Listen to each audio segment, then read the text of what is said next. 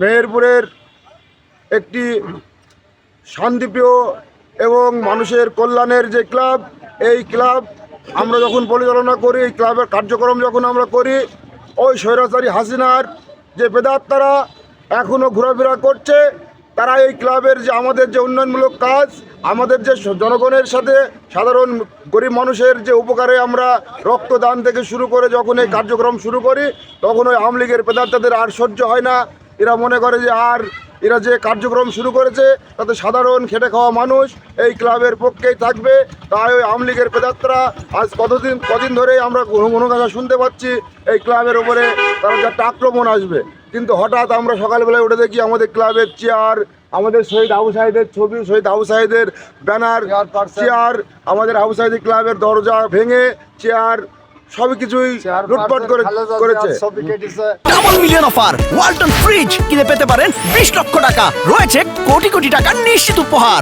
অস্ত্র হাতে প্রকাশ্যে সন্ত্রাসীরা ছাত্র জনতার আন্দোলনকে যারা নস্যাৎ করতে চেয়েছিল, সেই সব সন্ত্রাসীরাই আমার মনে হয় এই শহীদ আবু সাঈদের উপর হামলা করেছে। যারা শহীদ আবু সাঈদ ক্লাবের উপরে হামলা করেছে মানেই সারা বাংলাদেশের মানুষের উপরে হামলা করেছে, সারা বাংলাদেশের শহীদের উপর হামলা করেছে। আমি এই হামলাকারীদের অবিলম্বে গ্রেপ্তারের দাবি জানাচ্ছি। 10 তারিখের পরে আবু সাঈদ ক্লাবে দাঁড়ানোর একটা উদ্যোগ নিলাম। এই উদ্যোগের মাধ্যমে কিছু গন্ডা পান্ডা আমলিকের ছেলেপিলে ছিল, তারা আমাদের সহ্য না করতে করে আমাদের ক্লাবটা ভেঙে তছনছ করে ফেলেছে। চেয়ার মেয়ার এবং বেড়া সব ভেঙে তছনছ করে ফেলেছে। আমরা প্রশাসনের কাছে সাহায্য চাই।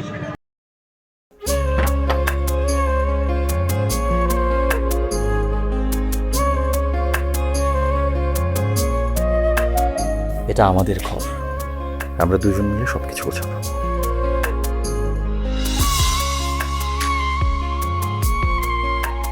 বাহ, এই ঘরটা এতদিন মরে আসছিল, নতুন বউয়ের হাত পরে একটা চক চক চক চক করতেছে। যদি কখনো কোনো ঝড়ে সেসব এলোমেলো করে দেয় তাহলে? আরে তুমি আসছো, তোমার বউয়ের হাতে রান্না খুবই চমৎকার। এলাকাটা ভালো না, একটু সবকিছু চোখে চোখে রাখেন। আমার খাওয়ানিও তোমার কোনো চিন্তা করতে হবে না। এই যে চুড়ি দিয়েছে, শাড়ি দিয়েছে না জিলু, তার কাছে সরো। পৃথিবীতে মানুষের মানুষের সম্পর্কের বড় সমস্যা কি জানো? ভুল বোঝাবুঝি।